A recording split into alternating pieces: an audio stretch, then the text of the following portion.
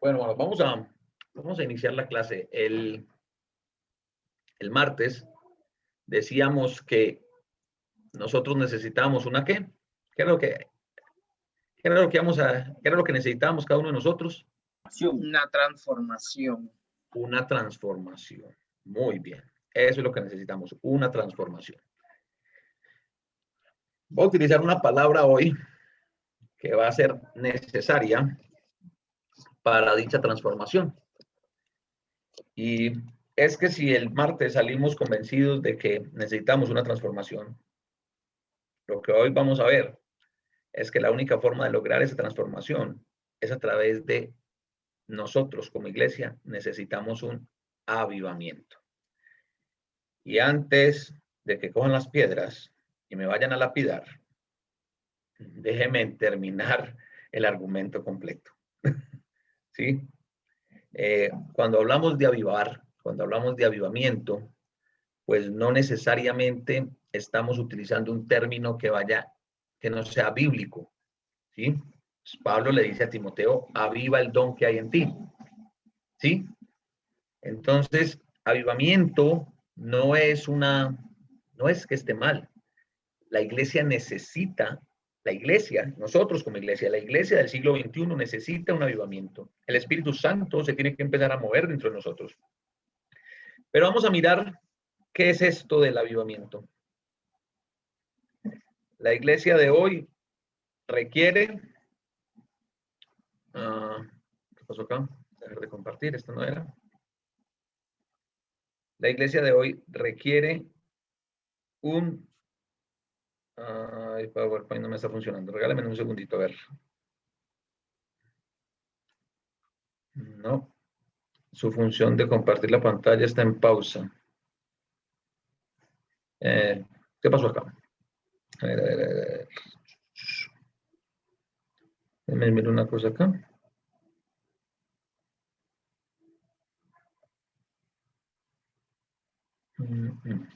Aquí se me abre. ¿Qué es esto acá? Sotolongo le puede colaborar ahí. Sí, porque no me está dejando compartir. Me dice que la función... Solo anfitrión. Los participantes. Quizás puedo comenzar a compartir todos los participantes. Vamos a ver si ya. Porque me dice que está en pausa. Ahora vamos a ver. Ahora sí. La iglesia de hoy necesita de un avivamiento. ¿Creen ustedes esto? Vamos a mirar entonces qué es lo que necesitamos en verdad. ¿Qué es lo que tenemos que? El avivamiento, como les decía hace un momento, pues no necesariamente es algo malo. El avivamiento es algo que nuestras iglesias, nuestras congregaciones necesitan desesperadamente. Pero tristemente, esta misma palabra, avivamiento, ha sido muy mal entendida y aplicada por los religiosos de estos últimos años. Por tanto, es necesario primeramente cortar a través del estudio de la palabra los malentendidos y explicar qué es realmente un avivamiento. Entonces, ¿qué es lo que pasa? Cuando nosotros utilizamos el término avivamiento, ¿qué es lo primero que se les viene a la cabeza? Ustedes escuchan avivamiento y a usted algo, ¿qué se les viene a la cabeza? Dos, tres de ustedes. Pentecostés. Evangélicos. Parranda Santa. Parranda Santa. Ah, caramba. Alegría. Alegría, bochinche, brincos, gritos, euforia. Levantar el ánimo. Levantar el ánimo. Música instrumental. Alabanzas instrumentales. ¿Cómo, hermano? Los salmos, en el Salmo 119 se utiliza mucho la palabra esa, se utiliza como 7 o 8 veces. En el Salmo 119. Pero cuando nosotros como iglesia, normal, no. Hermanos, hoy vamos a hablar de avivamiento. Yo sé que la gran mayoría ahí mismo levantan un muro. Y no falta el hermano muy piadoso que dice, ay, vamos a tener que orar por el hermano Néstor, ya se está desviando, él estaba apostatando de la fe. Sí, miren hermanos, realmente, haciendo un paréntesis grande acá, hay muchos términos que utilizan los denominacionales que no son malos. Es más, yo creo que nosotros llegamos tarde a la repartición de nombres con los que se identifican las congregaciones. Nosotros podríamos ser católicos. No. La cara de Yamil. O sea, nos podríamos llamar Iglesia Católica. No. Si hubiéramos llegado primero, sí, pues católico significa universal. Ujú. Y la iglesia tiene un carácter, ¿qué? Universal. Entonces, ¿nos hubiéramos podido llamar así, sí o no? Verdaderamente deberíamos ser solo Igle- Iglesia de Cristo y solamente Iglesia de Cristo y punto. Lo que pasa, hermano Daniel, es que eso del nombre no es lo que realmente nos da identidad. Eso es cierto, pero Porque yo le puedo decir, no, es que deberíamos de ser solamente Iglesia de Cristo y bueno, pero la Iglesia de Cristo, la Biblia llama a la iglesia, el Nuevo Testamento llama a la iglesia de muchas formas. ¿Podríamos llamarnos Iglesia Pueblo de Dios? Sí. Sí. Sí. ¿Podríamos llamarnos Casa de nosotros oración. La Casa de Oración? La casa de Dios. Betel, eso significaba eso. Betel. Casa sobre la roca. Eso es un movimiento grandísimo aquí en Colombia. También. El reino de los cielos. Reino de los cielos, ¿sí? Pentecostés, que la iglesia empezó un Pentecostés, ¿no? Entonces no es el nombre lo que nos da la identidad. Y así como el nombre no es lo que realmente nos da la identidad, ejemplo, podríamos llamarnos Iglesia de Dios, Sí. Sí. ¿sí? Pero aquí en Colombia, en todo el mundo, hay un movimiento que se llama la Iglesia de Dios y distan mucho de ser la Iglesia de Dios. Ellos tienen pastoras, tienen profetas, tienen apóstoles y aparte de eso, tienen una mezcla maravillosa, iglesia política. Una cosa de locos. ¿Sí? Entonces no es el nombre. Y así como eso, hay muchas otras cosas. Nosotros realmente necesitamos un avivamiento. Pero tranquilos, que no estoy llamando los bombos, no estoy llamando las trompetas, no estoy llamando los brincos, no estoy haciendo un llamado al bochinche. Vamos a mirar lo que dice el apóstol Juan, lo que dijo el apóstol Juan cuando le escribió a la iglesia de Sardis. ¿Qué dice la Biblia sobre el avivamiento? El Señor dice a la iglesia de Sardis, yo conozco tus obras, que tienes nombre de que vives y estás muerto. Sé vigilante y afirma las otras cosas que están para morir, porque no he hallado tus obras perfectas delante de Dios. Acuérdate pues de lo que has recibido y oído y guárdalo y arrepiéntete. Apocalipsis capítulo 3, versículos 1 al 3. Pero quiero que lo miremos como lo dice la nueva Biblia, la nueva traducción de la Biblia viva. La nueva traducción de la Biblia viva dice de la siguiente manera. Escríbele al ángel de la iglesia en Sardis. Este mensaje te lo envía el que tiene los 7 espíritus de Dios y las 7 estrellas. Estoy al tanto de la obra que realizas. Tienes fama de estar vivo, pero sé que estás muerto. Despiértate. Cuida lo poco que te queda, porque aún eso está al borde de la muerte. Me he dado cuenta que tus actos no son perfectos delante de mi Dios. Vuélvete a lo que oíste y creíste al principio. Guárdalo firmemente y arrepiéntete. Si no lo haces, iré a ti como ladrón cuando menos lo esperes. Entonces, hermanos, ¿qué es realmente el término avivamiento? El término avivamiento es revivir, hacer revivir. Miren, saquémoslo del contexto religioso y pensemos en una noche fría alrededor de una fogata. Prendemos una fogata. Pusimos madera. ¿Y qué pasa con la madera? Se va consumiendo. Entonces, ¿qué tenemos que hacer para que no se apague? Ponerle más. Echándole más leña para que no Reavivar se el queme. fuego. Ah, ¿cómo, Daniel? Reavivar el fuego. Avivar el fuego. Vamos a avivar el fuego. Eso es avivamiento. Lo que el Señor quiere con nosotros como iglesia es exactamente lo que le dijo a la iglesia de Sardis. A veces nosotros, muy queridos, muy de la casa, nos encanta ver, o sea, yo siempre lo he dicho que muchos de nosotros, líderes de las iglesias, muchos cristianos, cualquier parecido con los fariseos del primer siglo es pura coincidencia. Pero nos encanta ver la paja en el ojo del hermano. Nos encanta ver en qué están equivocados todos los demás. Pero no vemos la viga, no vemos el muro que tenemos nosotros en nuestros ojos que no nos dejan ver. Somos muy buenos para señalar lo malo que hacen los demás, pero no somos nada autocríticos. No somos nada sinceros con nosotros mismos. Y nos engañamos a nosotros mismos. Entonces, eso que le estaba pasando a la iglesia de Sardis, ¿qué le dice el Señor? ¿Tienes nombre o tienes fama de estar qué? Viva. Pero estás muerto. Está muerta. Te lo voy a decir en palabras bien paisas para que me entiendan todos. Ustedes se creen en la iglesia del Señor, pero no están. Ustedes no son.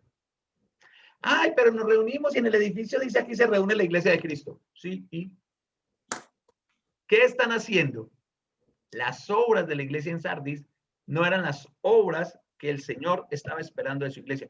No era el comportamiento que el Señor estaba esperando que espera de su iglesia. Ahora, vimos el ejemplo en Sardis. La Biblia dice que la palabra de Dios es como un espejo al que nos miramos. Mirémonos nosotros, escuchemos las palabras de la iglesia, que el ángel le dice, que Juan en el Apocalipsis le dice a la iglesia en Sardis, y escuchémoslas cada uno de nosotros en nuestros oídos como lo que somos, la iglesia del Señor. ¿Será que nosotros podemos estar en ese grupo de los que tienen fama de estar vivos, pero que no lo estamos? ¿Qué? Podría ser, ¿no? ¿O piensan ustedes que eso solamente fue un mensaje para la iglesia de Sardis y tan malos esas iglesias de Asia, tan malas, Dios mío bendito? Ay, aunque pues si fuera para juzgar las iglesias del primer siglo, ahí estarían todas las de acá, ya empezando por Corinto, ¿no? La iglesia de Corinto, tanto problema, tanta cosa en la iglesia de Corinto. Pero miren lo que el Señor le dice. Ojo, en la literatura apocalíptica, estrellas, las 7 estrellas, los 7 candeleros, representan o significan la presencia de Dios en la iglesia. Les dice, lo va a sacar, lo va a salir, les va a quitar, ¿sí? Entonces, Dios le dice, voy a venir. Mira que no le dijo, le quité. O sea, donde Dios nos diga a nosotros, te quito la presencia, lloren. Morimos. Ya, o sea, ahí sí, como dice mi tío Alejandro, velorio. Ya no hay nada que hacer. Créanme, hermanos, ya no hay nada que hacer. Pero el Señor les dice, venga, ustedes tienen fama de estar vivos, pero ustedes no están vivos, ustedes están a punto de morir. Aviven, revivan eso. Recuerden lo que creyeron, lo que hicieron al principio y vuelvan a hacer eso. ¿Para qué? Para no quitarles mi presencia. Eso es lo que nosotros necesitamos hacer, iglesia. Iglesia del Señor, nosotros lo que necesitamos hacer es volver a nuestro primer amor. Nosotros tenemos que volver a hacer esas primeras cosas. Cuando hacíamos las cosas sencillas. Escúchenme bien, cuando hacíamos las cosas sencillas. ¿Y cuándo hacíamos las cosas sencillas? Cuando éramos niños espirituales. Qué paradójico, qué triste. Sí. ¿Por qué les digo que es paradójico y triste? Porque cuando estábamos recién convertidos, era como cuando te estabas estrenando esa camisa, ese suéter, que no querías que se te ensuciara y lo cuidabas. Pero ya cuando tiene 150 estrenadas, eso ya es lo mismo. Primero lo lavabas a mano con jaboncito delicado, ya eso lo tiraba a la lavadora. Eso, ¿qué va? Sí, la hermana Quintanilla se ríe. Las hermanas que saben de cuidar la ropa saben que les estoy diciendo la verdad, ¿no? Pero así éramos, hacíamos las cosas sencillas. Nos tomábamos 1 y 2 segundos más antes de actuar y decíamos, ¿será que esto es lo que le agrada al Señor? Pero en vez de seguir haciendo esas cosas, nos empezamos a llenar de conocimiento. Y hay una gran diferencia entre el conocimiento y la sabiduría. ¿Ustedes saben cuál es la diferencia entre conocimiento y sabiduría? El conocimiento es Vanessa. Bien. Y el amor es... Sabiduría sería saber aplicar bien el conocimiento adecuadamente. Ok. El conocimiento es simplemente tener un cúmulo de información sobre un tema X. La sabiduría es cómo pongo en práctica dicho conocimiento. Entonces, paradójicamente, hermanos, nosotros, los cristianos del siglo XXI, la iglesia del siglo XXI, que tenemos 380,000 facilidades más que los cristianos del siglo I. Tenemos... ¿Cuántas versiones de la Biblia conocen ustedes? En un solo ejemplo. ¿Cuántas versiones de la Biblia conocen ustedes? Reina Valero. Pero ¿cuántas? Unas 60 he visto yo, creo. Es más, ustedes pueden descargar una aplicación en su celular de la Biblia y usted abre, usted le da clic en la pestaña de versiones y le sale una chorrera, una cosa de loco, un montón de... Caramba, ¿de dónde? Yo conocía a la Reina Valera del 60. Bueno, la Biblia de Estudio Thompson, pero es una versión es solamente un comentario, la Biblia a la Reina Valera del 60. Pero está la de 1915 de Reina Valera, la de 1995. Está la nueva versión internacional, la nueva versión internacional del 95, la nueva versión internacional del 2002. ¿Sí? La Biblia de Dios habla hoy con diferentes tiempos de traducción. La nueva traducción viviente, la nueva traducción viva, la Biblia de Dios con propósito, la Biblia con propósito, o sea, Lenguaje actual. Lenguaje actual y yo conozco a muchos, incluso entre nosotros, que esos son siriacas. Es un término bien despectivo, porque una siriaca es un texto de dudosa procedencia. Pero para mí, sea cual sea la versión de la Biblia que tú leas, el Señor ha guardado su mensaje ahí. O sea, el hombre no tiene la capacidad de dañar el mensaje de Dios. Les muestro un ejemplo. Yo sé que me van a hablar de la traducción del Nuevo Mundo. Es la traducción de los testigos de Jehová. Y ni aún ellos. ¿Por qué razón? Porque en Juan capítulo 1, versículo 1, cometieron un error, porque dice, en el principio era el verbo, en la Reina Valera dice, en el principio era el verbo y el verbo era Dios. Pero como ellos no creen que Jesús es Dios, ahí viene el error, pero así, que pareciera que fuera hasta a propósito. Entonces ellos se encierran en un corchete y el verbo abre en corchete, colocan cierran corchete, y el verbo era abre en corchete, cierran corchete, Dios. Y el verbo era un Dios. Nota al pie. La palabra no aparece en el texto original. Qué chévere. Número 1, en el error. Segundo, para las personas que son estudiosas del idioma griego, En el griego koiné no hay artículos determinados y un es un artículo determinado. Entonces, mire que aún en esas traducciones, Dios ha guardado la veracidad de su mensaje. Entonces, sea cual sea la traducción de la Biblia que usted lea, hermano, hermana, créame, el mensaje de Dios está ahí. El problema nuestro, ¿saben cuál ha sido? Que nos hemos llenado de conocimiento. Y ya esto lo volvimos concurso. ¿Cómo así, hermano, que lo volvimos concurso? Sí, pareciera ser que el reto aquí es ¿quién sabe más versículos de memoria? ¿Quién es el que más versículos de memoria se sabe? ¿Quién es el que más textos de la Biblia publica, postea?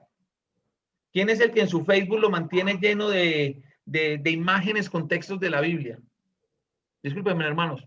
Es muy bonito, hay mensajes muy bonitos, obvio, es la palabra de Dios, es muy bonita, pero eso no garantiza absolutamente nada. La pregunta que nos tenemos que hacer nosotros no es ¿qué tanta Biblia conozco? Sino ¿qué tanta Biblia aplico en mi vida? No cuánta Biblia le quiero aplicar a los demás, ojo, ojo, escúchenme bien, no es cuánta Biblia le quiero aplicar yo a Elizabeth, no es cuánta Biblia le tengo que aplicar yo a Ulises, ¿no? A la hermana Alicia, a la hermana Adriana, no. ¿Cuánta Biblia estoy aplicando en mi vida? Nosotros, yo no sé en serio, yo no sé a nosotros quién nos dijo que nosotros estábamos para, la Biblia dice que nosotros somos luz y sal. Luz del mundo, sal de la tierra, ¿sí o no? Luz, ¿para qué sirve la luz? Para alumbrar. ¿Para qué sirve la sal? Para dar sabor. Para dar sabor y para conservar. Ajá. ¿Sí? Ok. ¿En qué momento nos dijeron que nosotros éramos los jueces de la moral de todo el mundo? O sea, nosotros sabemos qué está bien hecho y qué está mal hecho de parte de los otros, no de parte propia. Eso no es, hermanos. Ay, hermano, pero es que la Biblia dice, y ahí empezamos con los versículos de memoria, ¿no? Hermano, es que la Biblia dice que si yo veo que el hermano peca y yo no le digo absolutamente nada, que él va a morir por su pecado, pero que me van a cobrar ese muerto a mí. Sí. La Biblia dice eso. Yo sé que la Biblia dice eso y lo tenemos que hacer. Lo que estoy diciendo es que así como la Biblia dice eso, para aplicarle al hermano, la Biblia dice muchísimas otras cosas. Vienen para aplicárselas ¿a quién? A nosotros mismos. Y ese es el avivamiento que nosotros necesitamos. Nosotros necesitamos mirar que, mire, hermanos, así, se lo voy a decir así, con el dolor en el alma. A simple vista, nosotros estamos en cuidados intensivos. Ustedes han visto todos en las películas, la persona que estaba siempre ahí ya, y el ¡tup! ¡Tup! ¿Cómo se llama el aparatico, Elizabeth? El monitor. ¡Tup! Pero el de nosotros parecía que hiciera ¡tup! ¡Tup! ¡Tup! ¿Sí? Pero mira, hermanos. Es un síncope. A ver, ¿qué es lo que pasa? ¿Por qué les digo esto? Empecemos así con cositas muy sencillas. Santiago dice que la fe sin obras es una fe Muerta. muerta. Entonces Santiago dice, muéstrame tus obras y yo te mostraré mi fe por mis obras. La fe del cristiano moderno. Señor, en tus manos pongo esta situación tan difícil que estoy viviendo, en nombre de Jesús, amén. No, pues sí. ¿Qué voy a hacer? ¿Yo cómo voy a resolver? ¿Cómo resuelvo? Pero no le acabaste de entregar eso al Señor, pues. Señor, estoy orando para que hagas tu voluntad en mi vida. Vaya y predique el evangelio. Ah, no, Señor, yo no soy capaz. Pero entonces, ¿vas a hacer la voluntad de Dios o vas a hacer la voluntad tuya? Entonces, mire, cositas muy sencillas. ¿Sí? Cuando empecemos a hablar de el texto que todos estamos esperando, que todos están esperando llegar, creería yo, cuando lleguemos a hablar del fruto del Espíritu, nosotros vamos a dar cuenta, porque primero vamos a leer en Gálatas y en otros textos cuáles son las obras de la carne. Y yo siempre lo he dicho, o de un tiempo para acá lo he dicho, nosotros podemos estar perdiendo la salvación por el cambio, por la menuda, por el suelto. ¿Por qué razón? Para nosotros, o sea, cuidarnos del adulterio, de la fornicación, de esos pecados enormes, o sea, que no sé quién les dio el título de enormes, la Biblia no dice que sean pecados enormes, todos los pecados son del mismo tamaño, sí, pero los pecados que para nosotros, ay no, es que el hermano fulanito cayó en fornicación, no, pero ¿cómo va a ser? Pero tranquilo, que el chisme no es pecado. Ay no, pero es que es verdad, pero es que uno con la verdad también, cuando estás hablando solamente por hacer, o sea, es que nadie te mandó a hacer el del noticiero de la iglesia, ¿no? Entonces, ojo, empezamos ahí, el chisme también es pecado. La murmuración es pecado. ¿Sí? Las palabras deshonestas. ¿Y qué son palabras deshonestas? Esos chistecitos de doble sentido. La mejor. ¿La mentira es pecado, sí o no? Yo me lo acabo de inventar. ¿Es pecado la mentira? Es pecado. Dígame que es una mentira. Dígame cuándo una mentira es pecado. Una mentira puede ser que yo les diga, Siempre. Siempre. hermanos, ahora fui a evangelizar y tal vez no lo he hecho. Es mentira. Bueno, eso es una mentira. Pero mire, me gustó la respuesta. Mucha gente dice, Néstor, mucha gente dice, ay, digamos una mentira piadosa. Una mentira buena. Una mentirilla blanca. Una mentirita piadosa, una mentira blanca. Pero mire, me quedo con la respuesta de la hermana Alicia. Todas las mentiras son pecado. Así es. Ajá. Y es tan simple como esto.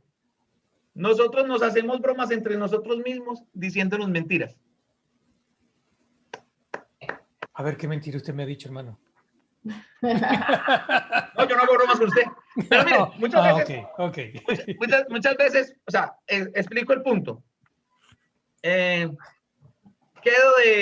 de encontrarme con Elizabeth. Elizabeth me pide un favor. Elizabeth Tavares me pide un favor. Me dice, hermano, venga, usted por casualidad tiene X libro, X comentario. ¿Me lo puede facilitar? Y yo le digo, ay, Elisa, no, realmente no lo tengo, hombre, qué embarrada, Y después llego y me río y le digo, no, mentiras, ahorita te lo mando que sí lo tengo. Ay, le estoy haciendo una broma. Sí, pero tu broma... Se basó en una mentira. ¿Dejó de ser mentira? Dígame, Sí, ¿dejó de ser mentira simplemente porque me reí? No, siguió siendo una mentira. Pero ¿saben cuál es el problema de esa mentira? Que como yo estaba jugando, es un pecado que yo no confieso. Si yo estaba jugando. Yo le estaba diciendo, yo no le estaba diciendo mentira a la hermana. Es como que no, lo tenía, se lo iba a prestar, pero le dije que no. Y después le dije, ay, no, mentira, sí se lo va a prestar, estaba jugando. Entonces es ahí donde voy. Miren que nosotros podemos estar perdiendo nuestra salvación por lo pequeñito. Por eso les digo, por la menuda, por el cambio. ¿Sí? Entonces nosotros tenemos que tener mucho cuidado. Por eso les digo, tenemos que avivar lo que hacíamos al principio. Uno recién bautizado no charla diciendo mentiras, ¿o sí? ¿Cierto que no? Uno recién bautizado quiere aprender de la palabra de Dios. El problema, como lo citó ahorita la hermana Beatriz, es que el conocimiento envanece. Y yo les he dicho chorrocientas mil veces que tenemos que leer la Biblia, que tenemos que estudiar la Biblia, que tenemos que escudriñar la Biblia y que tenemos que meditar en la Biblia. Por eso no queda solamente en leerla. Leerla nos puede llenar solamente, se nos convierte en un cúmulo de información. Hay una situación muy paradójica que uno ve mucho en redes sociales y es que está una foto de una mujer semidesnuda y abajo hay un texto de la Biblia. O sea, nunca he podido encontrar la conexión. O sea, la imagen, o está la muchacha en la piscina, en flor de rumba, y un texto bíblico al lado. O sea, no la veo. Vuelvo y les digo, hermanos, no es cuánta Biblia recitamos, es cuánta Biblia aplicamos. Yo estoy convencido de que la iglesia en Sardis, había muchos hermanos en Sardis que profetizaban, que hablaban de Dios, que evangelizaban, que citaban la Biblia, que citaban el Antiguo Testamento. Pero la realidad de la iglesia, la radiografía de esa iglesia, podría ser la radiografía de cualquiera de nosotros como iglesia. Es una lástima, es una tristeza, de verdad. Y quizás algunos de ustedes podrán estar pensando en este momento, bueno, la clase de hoy ya no fue chévere, este hermano empezó aquí a regañar, a dar madera, decimos nosotros acá en Colombia, ¿no? Pero, hermanos, es la realidad que nosotros vivimos. Si nosotros queremos ver la obra del Espíritu Santo en nosotros, en nuestras vidas como iglesia, necesitamos avivar nuestro primer amor. Y si la pregunta es, hermano, entonces, ¿cómo hago para que el conocimiento no me envanezca? Recuerden las palabras de Salomón. El principio de la sabiduría es ¿qué? El temor a temor Jehová. a Dios. El temor a Jehová. El temor a Dios. ¿Y qué es eso del temor a Dios? El respeto. El respeto, muy bien. El respeto que nosotros le debemos a Dios. Nuestra motivación para no pecar no debería ser el miedo al castigo. Nuestra motivación para no pecar debe de ser el no querer ofender a Dios. Esa es nuestra, tiene que ser nuestra motivación. Yo no quiero ofender a Dios. Eso suena muy duro. Hermano, ¿cómo así que ofender a Dios? No, o sea, yo no quiero lastimar el amor de Dios.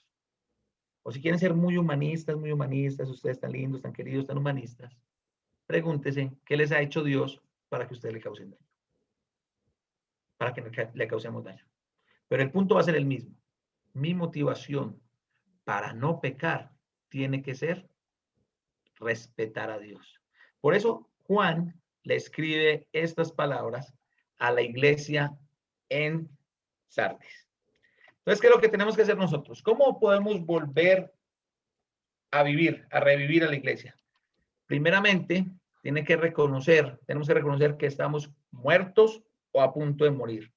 La iglesia tiene que reconocer que en realidad no tiene esa vida espiritual que está proclamando. La iglesia tiene que reconocer que se ha dedicado a cumplir con programas humanos en vez de vivir una vida en Cristo. Estos programas pueden parecer desde afuera muy solemnes o muy vivaces y alegres, pero no hay realidad espiritual en ello. ¿Ya que voy con esto, hermanos? A veces, y aquí es donde llegamos a, no, hermano, es que yo en esa iglesia no me siento bien. Cuando yo escucho, cuando a mí un hermano viene y me dice, hermano, es que yo en la iglesia no me siento bien, yo le digo, siéntase bien. Si se está sentando con una mala postura, se acomoda en la silla, se sienta bien y ya, quedó bien sentadito. No, es que no es de sentarse, es de sentir. Tranquilo, hermano. Porque el que se tiene que sentir bien en la iglesia es Cristo, porque la iglesia es del Señor. Nosotros simplemente nos acomodamos a lo que Cristo quiere. Nosotros nos tenemos que acomodar a lo que Dios quiere. Así de simple. Gústele al que le guste. No, hermano, pero es que a mí me parece que lo deberíamos hacer de esta otra forma porque los tiempos han cambiado, bla, bla, bla. Mi hijo, muy sencillo. Ya saben, el que quiera hacer eso, ¿qué es lo que tiene que hacer? Tiene que ir a una cruz. Muera la cruz, muera la cruz, que lo entierren y resucite. Amén. Y ahí sí, usted arma la iglesia como usted quiere. De resto no funciona así. Entonces, no es una cuestión de sentirme bien. Ah, no, hermano, pero es que ¿sabe qué? Mire, esa congregación en tal parte que hace esto, que hace aquello. Muy bueno, gracias a Dios. Mire, ¿sabe qué?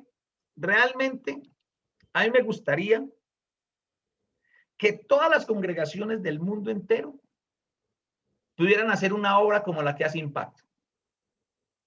Ahí, con las personas que tanto necesitan, mirando y yo creo que, o sea, yo soy un convencido de que el Señor coloca en cada lugar al que tiene que colocar. ¿Por qué razón? Porque tiene que ser muy frustrante en algunos momentos para los hermanos que evangelizan y predican allí, ver que hay personas que simplemente van por los víveres que les regalan, por el plato de comida, pero de tener una intención real de querer estudiar la palabra, de tener una intención real de querer cambiar sus vidas, lejos está. Pero los hermanos siguen ahí. ¿Por qué? Porque ellos no están haciendo eso como la obra evangelística, la están haciendo como una obra de benevolencia, de misericordia, de compartir, de ayudar a suplir. Ay, hermano, pero entonces nosotros no somos la iglesia del Señor, porque hablar pues, aquí está la hermana Geomer conmigo de Girardota, porque es que en Girardota no podemos hacer eso. Miren, hermanos, a nosotros el Señor no nos va a juzgar, porque Él sabe que nosotros no tenemos los recursos para hacerlo. Nos va a juzgar por lo que sí podemos hacer. Ah, hermano, pero es que ¿sabe qué? Yo prefiero, hermanos, es que yo no le veo nada de malo, hermanos, que peguemos unos brinquitos, que peguemos unos griticos mientras estamos. Si usted me lo muestra con la Biblia, si hay un ejemplo apostólico, si hay un mandamiento directo de Dios, lo hacemos. No, hermano, pero es que a mí me parece, si le parece, ya sabe lo que tiene que hacer. Montes en una cruz, muera en ella, que él lo entierren, resucite a los 3 días y ahí se arma su iglesia como usted quiere. De resto no funciona así. Entonces, a veces nosotros estamos más ceñidos a qué. Ya, se las voy a poner así. ¿Puede la iglesia del Señor tener un culto? O escúchenme bien, no una reunión en semana, el culto dominical. ¿Se puede empezar el culto dominical con la participación de la cena? Sí. ¿Quiénes dicen sí? ¿Quiénes dicen no? Ok. No. Podríamos tener en el culto dominical, en vez de una clase bíblica y un sermón, solamente el sermón.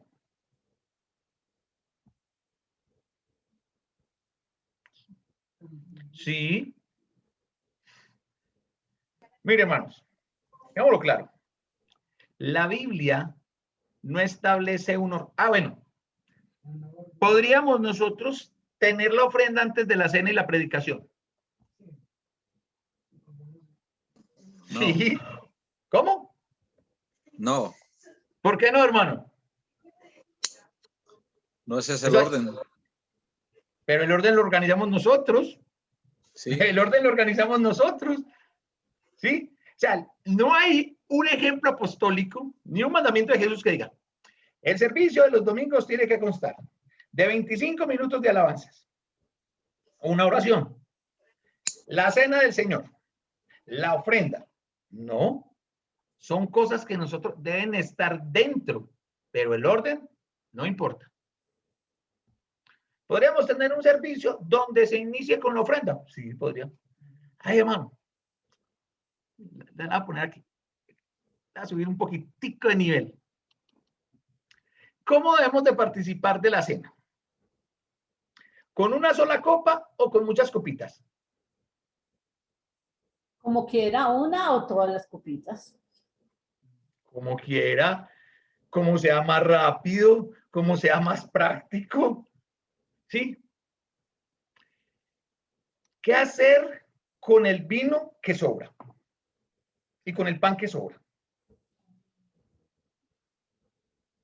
Pues el vino, si usted quiere, lo guarda para 8 días y el pan. O échaselo un pollo, échaselo un pollo y lo mete en el horno. Se lo come con los niños. Ok. Mire, esas son las prácticas, ¿sí? Pero miren, hermanos, ustedes quizás no me lo van a creer, pero hay congregaciones donde eso es una discusión severa. Si tenemos una copa, si tenemos 100 copas, si quedaron 20 copas, entonces nos las tenemos que repartir entre los 80. ¿Y si Porque es no jugo, puede- de no uva, puede quedar- si es jugo de uva en vez de vino? Si es jugo de uva en vez de vino. Entonces, empezamos con un montón de cosas, ¿sí? Muy bonitas todas. Pero para lo que realmente necesitamos espiritualmente, poco o nada. La clase de los jóvenes. ¿Podemos tener un ministerio de jóvenes en la iglesia? Sí, ¿Estamos obligados a tener un ministerio de jóvenes en la iglesia? no, ¿Estamos obligados a tener un ministerio de damas en la iglesia? no, ¿Podemos tener un ministerio de oración en la iglesia? sí. Ah, ok. Son cosas muy chéveres. Son cosas que nos van a ayudar y nos van a ayudar en nuestro crecimiento espiritual. Pero son forma, son cosas de forma, no son cosas de fondo. Lo que realmente nosotros necesitamos avivar son las cosas de fondo. La forma está bien como lo quieran hacer. Mientras lo estemos haciendo dentro de los lineamientos de la palabra de Dios, la forma no importa, es lo que está de fondo. ¿Recuerdan las palabras del apóstol Pablo en 1 Corintios capítulo 13? Pablo dice, si yo diera todo lo que tengo para los pobres y no tengo amor, De nada me sirve. de nada me sirve. Y si pudiera hablar el idioma de los ángeles y no tengo amor, De nada me sirve. de nada me sirve. Entonces, ¿cuál es la clave? Todo lo que hacemos lo tenemos que hacer con amor. No. Pero la clave del amor es también saber qué es ese amor. Porque la gente puede pensar de que amor es solamente un sentimiento muy sencillo, ¿no? Y no es No. así. No, no es El, así. el amor de Dios es el amor ágape. Y Sí. se refiere a ese amor ágape. Entonces, la gente también malentiende eso. Ah, pero es que Ok. yo tengo amor, claro, yo siempre tengo amor, porque si yo lo doy con amor. Se lo estoy dando porque tengo amor por esa persona y ya, punto. Pero verdaderamente lo está haciendo porque dice, bueno, con esto voy a estar solo bajo el agrado de Dios y con esto es suficiente y punto. Ok. Muy bien el punto, Daniel. Nosotros tenemos que saber, no es solamente, aquí hay alguien, no lo voy a decir abiertamente quién es. Es un sacerdote católico, se llama Juan Jaime Escobar. ¿El tipo es católico? Sí. Pero da unas conferencias bien interesantes, de verdad que da unas conferencias bien interesantes. Y él en algún momento lo escuché decir que el problema nuestro es que nosotros llevamos el amor convertimos el amor en un sentimiento. Y él dice, el amor no es un sentimiento, el amor es una decisión. Ah, ¿cómo así? Sí. Imagínense a lo que nosotros estamos llevando el amor. Ah, es a lo que yo siento. Si todos los días sentimos cosas diferentes. Complicadas, se empieza a complicar la situación, ¿o no? Ahora, lo que sentimos proviene ¿de dónde? Del corazón. Y la Biblia dice que el corazón es ¿qué? Corazón. Engañoso. Engañoso. Engañoso. Entonces, imagínense. Entonces, este señor dice, el amor es una decisión. Yo decido todos los días amar. Me quedo con eso para lo que estamos hablando, Daniel. Yo decido todos los días buscar hacer las cosas con el amor de Dios. ¿Y cuál es el amor de Dios? El amor que está buscando lo mejor para el otro, así sea por encima de mí mismo. Que pareciera una contradicción porque dice que tengo que amar al prójimo como me amo a mí mismo, pero me dice que al otro como superior. Es eso, siempre estoy buscando. Ah, hermano, pero eso no tiene lógica. Pues sí, tiene mucha. En la lógica divina tiene mucha. ¿Y saben por qué tiene mucha? Porque eso hizo Jesús. Buscó el bien de nosotros por encima de su bienestar. Para mí, Jesús tuvo enseñanzas maravillosas. Todas las enseñanzas de Jesús fueron maravillosas. Pero si hay una palabra de Jesús que a mí me taladra la cabeza, es Jesús orando en Getsemaní. Padre, si es posible de mí pasa esta copa, pero que no sea como yo quiero, sino que se haga tu voluntad. Eso es poderoso. Créanme, hermanos, analicen esas palabras. Y los invito a que piensen en esas palabras y ahora dentro de un rato, cuando ustedes vayan a orar, en el momento que estemos orando, piensen en lo que el Señor está pidiendo o lo que le estamos pidiendo a Dios. Nosotros no le damos órdenes a Dios. Nosotros simplemente abrimos nuestra boquita y le damos a conocer a Dios lo que nos gustaría, pero la voluntad va a ser la de Dios. Y que Él ya lo sabe. ¿Sí? Entonces Y cuando yo amo de verdad, me pongo en los pies del otro, en el dolor, en lo que está pasando, es ponerme en ese dolor. Lo que pasa, a ver, es muy cierto, Beatriz. Lo que pasa es que nosotros tenemos que ver. El amor de Dios es un amor empático. Este tiempo de pandemia trajo esa palabrita y la puso de moda, empatía. Pero el amor de Dios es un amor bien empático. Sin embargo, la empatía de Dios no se asemeja a la empatía de nosotros. ¿Por qué razón? Porque nosotros queremos tener una empatía más grande. A ver, Dios es empático y entiende cada situación que nosotros vivimos. ¿Sí o no? Ajá. Tiene compasión por cada decisión, por cada situación que nosotros estamos viviendo. Amén. Amén. Amén. Dios es empático y acepta todo lo que nosotros hacemos. No. ¿Los escucho? No, él no acepta todo lo que No. No, pero nosotros sí Es más, queremos la gran mayoría no lo acepta. Nosotros sí queremos llevar la empatía ¿a qué? Ay, no, es que yo tengo que ser empático, entonces tengo que ser empático y como fulanito decidió ser homosexual, entonces yo tengo que ser empático y listo, yo lo puedo respetar, lo puedo hacer todo eso, pero venga, es mi responsabilidad también decirle que está orando mal. Ay, no, es que la Biblia es un documento antiguo, que bla, bla, bla, bla, bla, bla, bla, bla, bla. Mire, si usted viene a decir que la Biblia es un documento antiguo, su práctica es más antigua. Todavía es más antigua que el Nuevo Testamento. Entonces, ojo, ¿hasta dónde llevamos? Dios es amor, sí, pero Dios también es justicia, Dios tiene todo eso y nosotros tenemos que ir allá. Entonces, lo que nosotros necesitamos hacer es avivar ¿qué? Ese sentimiento, ese sentir, ese decidir de hacer la voluntad de Dios cada día. ¿O por qué se bautizaron? Cuando ustedes se bautizaron, ¿por qué se bautizaron? ¿No se bautizaron porque estaban queriendo hacer la voluntad de Dios? Amén.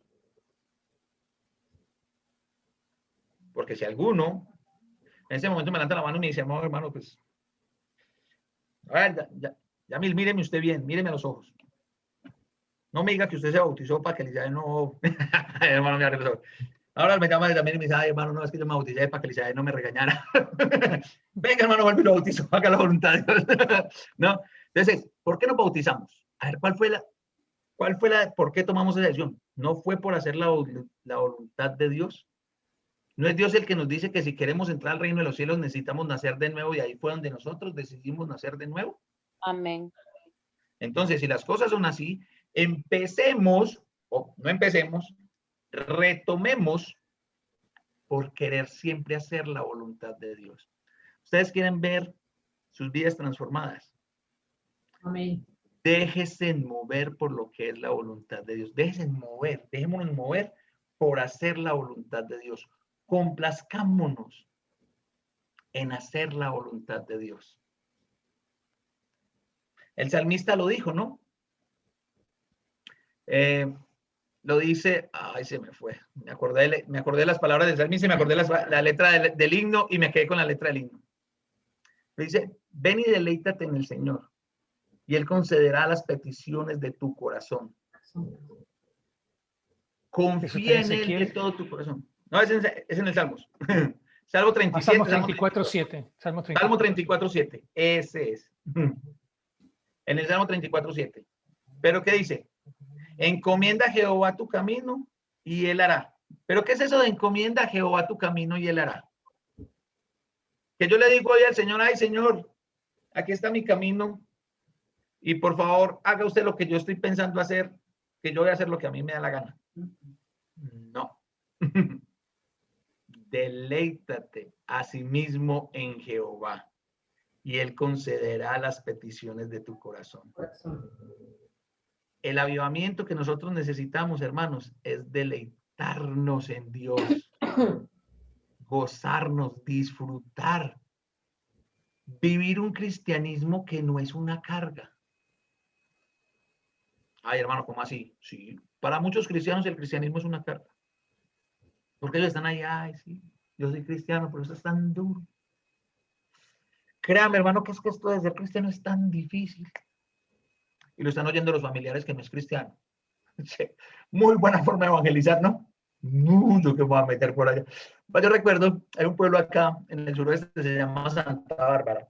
Y había una hermana que ya, bueno, antes de ser hermana, y antes de morir, obviamente, que ella decía que ella no se hacía cristiana porque a ella le daba miedo que la exhortaran. Porque el común denominador de sus hijas era, ay, imagínense que exhortaron al hermano fulano de tal, ay, imagínense que exhortaron a la hermana fulana de tal, ay, a la hermana fulanita de tal la van a exhortar. Entonces la hermana decía, no, yo no quiero ser cristiana porque me da miedo que me exhorten. Yo creo que ni decía exhortar y ni siquiera sabía qué es exhortar, como muchos que no saben qué es exhortar, que creen que exhortar es un sinónimo de regañar, cosa que no es así. Pero bueno, mis hermanos, esto es lo que tenemos. La responsabilidad queda en cada uno de nosotros, si queremos o no, avivar la iglesia. ¿Usted quiere que la iglesia se avive? Empiece por avivarse usted. Empiece por hacer esas primeras cosas usted. Pero hágalo por usted. Y cuando le digo hágalo por usted, eso no le da derecho o no nos da derecho a ninguno de nosotros a empezar a decir, ay, es que yo me avivé y la hermana Dina no se ha avivado. Hágalo por usted. Eso hace parte de su relación vertical. ¿Saben cuál es la relación vertical? ¿Me entienden el término de la relación vertical? La relación directa con Dios. Dios y yo. Enfocarnos en Dios. Créanme, hermanos, que a ninguno de ustedes Dios los va a condenar porque yo simplemente no me quise avivar. Yo no quise avivar el don del Espíritu Santo. A ninguno de ustedes lo van a condenar porque yo no haya querido avivar el don de mi Espíritu Santo. Pero sí les van a reclamar a cada uno por lo que hicieron con el de cada uno. Entonces, mis hermanos, esto hace parte de nuestra relación vertical con Dios. Muchas gracias por su atención. Dios me los bendiga. Si tienen alguna pregunta, si es fácil, se le respondo. Si no, ahí tenemos al hermano Alejandro, al hermano Jesús y al hermano José Vázquez para que nos la respondan. Las difíciles. Yo solamente estoy respondiendo las fáciles hoy. Bien. Bueno, no hay preguntas. Entonces, hermano Alejandro, continuemos, por favor. Yo le mandé la petición al hermano Jesús, hermano, que puede dirigir las peticiones de agradecimiento al hermano Jesús Otolongo. Hace poquito que las mandé. ¿Está ahí Jesús? El hermano Melvin no pudo llegar a tiempo. Bueno, vamos a orar entonces.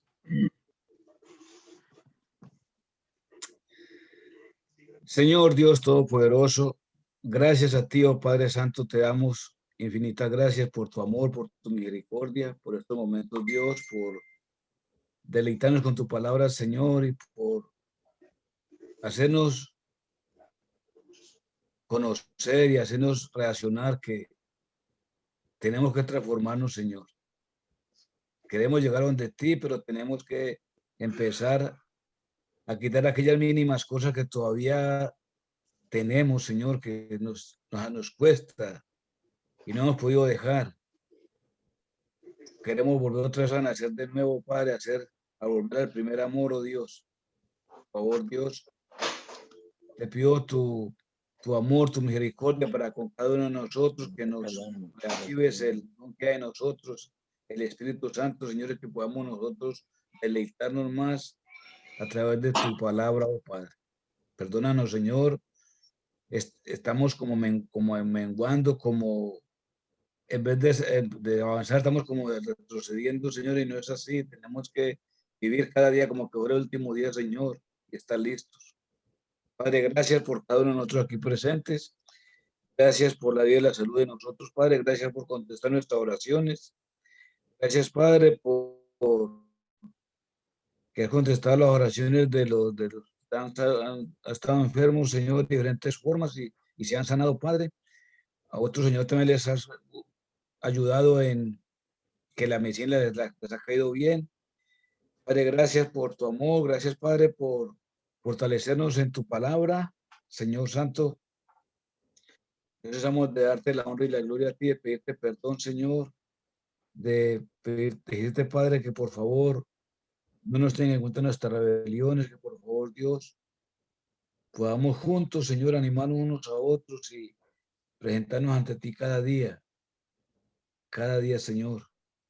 Por favor, Dios, gracias, Padre eterno, por permitir que aún permanezcas en este grupo con nosotros, que permanezcamos en este grupo siempre nosotros, Padre, y porque ya se están abriendo también están dando permiso para abrir los diferentes negocios y cosas, Padre, para que la economía crezca también, Señor.